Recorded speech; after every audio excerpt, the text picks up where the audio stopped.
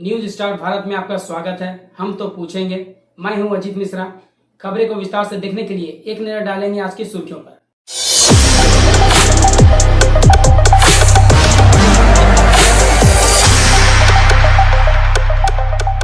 पत्रकार सुरक्षा कानून एकमात्र विकल्प, केंद्र सरकार चुप्पी तोड़े। Pritam Bhatia. Saraikela AISM journalist welfare association ने आज देश में हो रहे पत्रकारों पर अत्याचार को लेकर विरोध स्वरूप बैठक चांडिल डैम के नजदीक योगा भवन में की। बैठक में बतौर मुख्य अतिथि एसोसिएशन के बिहार झारखंड प्रभारी प्रीतम भाटिया ने कहा कि देश में सत्ता और विपक्ष को पत्रकार सुरक्षा कानून लागू करने पर चुप्पी तोड़नी चाहिए। उन्होंने कहा कि पत्रकार सुरक्षा कानून ही देश में पत्रकारों की सुरक्षा एकमात्र विकल्प है और इस पर अब कोई समझौता नहीं होगा। उन्होंने कहा कि देश में पत्रकारों को सच दिखाने और लिखने पर प्रताड़ित करना बंद किया जाए।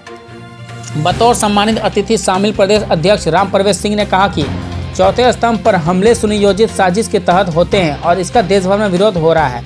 उन्होंने कहा कि अब पत्रकारों पर विरोध बर्दाश्त के बाहर हो चुका है। केंद्र सरकार को अब इस पर निर्णय लेने की जरूरत है।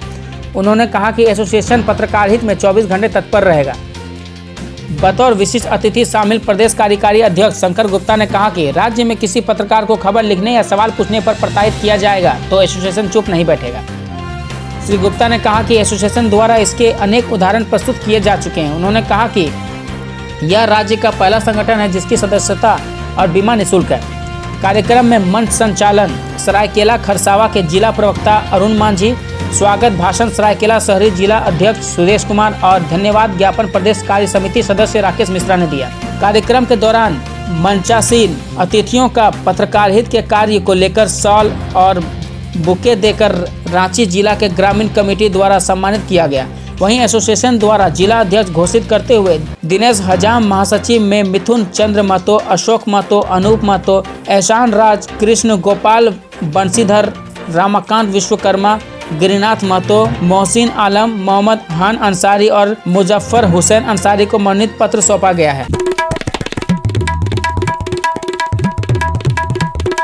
प्रीतम भाटिया। आप पत्रकारों की भावना का सम्मान करते हुए विभिन्न संगठनों की मांग को मानते हुए देश में पत्रकार सुरक्षा कानून को तुरंत लागू करिए। जिस तरह से पत्रकारों के साथ प्रताड़ना के मामले हो रहे हैं, अब देश ये समझ चुका है कि चौथे स्तंभ को दबाने की कार्रवाई जो है बयानबाजी तक नहीं रहेगी और ये संगठन जाग गया है और ये जगह जगह इसी तरह से बैठक कर पत्रकारों को एकजुट कर जगाता रहेगा कि भाइयों अपनी लड़ाई के लिए अब इनकलाब जिंदाबाद के नारे के साथ लड़ाई लड़िए। आपके साथ भी शोषण हो रहा है। आज मेरी नहीं तो कल तुम्हारी बारी है। मौत से यारो किसकी यारी है? मरने के लिए तो हम लोग आए ही हैं। पत्रकार तो अपने आप में क्रांतिकारी है, एक आंदोलन कर्मी है। उसको मौत से क्या डर है? जो डराने और धमकाने का काम जिस तरह से जो लोग कर रहे हैं, ये लोग बाज आ जाए। अगर देश में पत्रकार एकजुट हो गए तो इनकी पतलून ढीली हो जाएगी। हम लोग कहना चाहेंगे कि आप सभी पत्रकार साथी एकजुट होइए और सरकार के समक्ष अपनी मांगों को लगातार उठाइए। चुप रहने से ये आंदोलन दबने वाला नहीं है।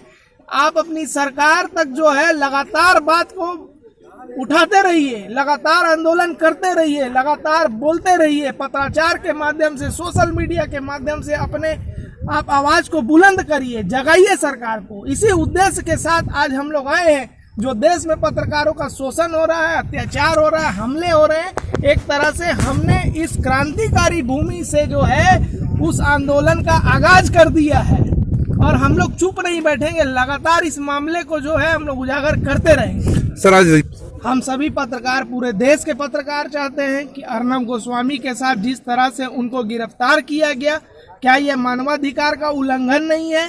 क्या ऐसे एक अपराधी की तरह आप एक पत्रकार को गिरफ्तार करेंगे? क्या इस तरह से आप उसकी बेइज्जती करेंगे? आपने अगर किसी समाचार को दिखाने का काम किया है तो उसके लिए कोर्ट है। आप न्यायालय में जाते, आपने उसको सीधे गिरफ्तार कर लिया, आपने उसके साथ अत्याचार की साजिश रची। तो इस तरह से नहीं चलेगा। देश के सभी पत्रकार इस कार्रवाई का विरोध कर रहे हैं और ये अर्नब गोस्वामी के साथ ही सिर्फ नहीं हो रहा है, ये एक बड़े चैनल का बड़ा आदमी को दिखा करके जो है छोटे पत्रकारों को दबाने का काम नहीं करेंगे। अब देश में किसी के साथ भी कुछ होता है तो जैसा विरोध अर्नब गोस्वामी के लिए हुआ, हम चाहेंगे कि हर पत्रकार के लिए इसी तरह का आंदोलन पूरे देश में हो। राजनीतिक दल सिर्फ अर्नब गोस्वामी के लिए क्यों बोलेंगे, वो हर पत्रकार के लिए बोले। राजनीतिक दल के लोग, सत्ता हो या विपक्ष, वो लोग क्यों नहीं बोलते हैं कि पत्रकार सुरक्षा कानून लागू हो। उनको पत्रकार सुरक्षा कानून लागू होने से कैसा खतरा महसूस हो रहा है? अगर आपको खतरा महसूस नहीं हो रहा है तो सत्ता और विपक्ष के लोग मिलकर के जो है केंद्र सरकार को बोले कि जल्दी से जल्दी पत्रकारों की सुरक्षा के लिए ये कानून का अध्ययन करे और इसको जल्द लागू करे ताकि पत्रकारों की सुरक्षा देश में बने। सर, अभी संबोधन में कहा जा रहा था कि इंश्योरेंस की बात पत्रकारों के लिए, वो क्या है? हम लोग पत्रकारों को दुर्घटना का 2 लाख का बीमा दे रहे हैं। जो भी सदस्य हमारे मेंबरशिप का फॉर्म भरेंगे, ये निःशुल्क है। मेंबरशिप का आईडी कार्ड और 2 लाख का बीमा, जिसमें एक्सीडेंटल क्लेम, अगर कहीं आप एडमिट होंगे तो 40,000 का मेडिक्लेम मिलेगा।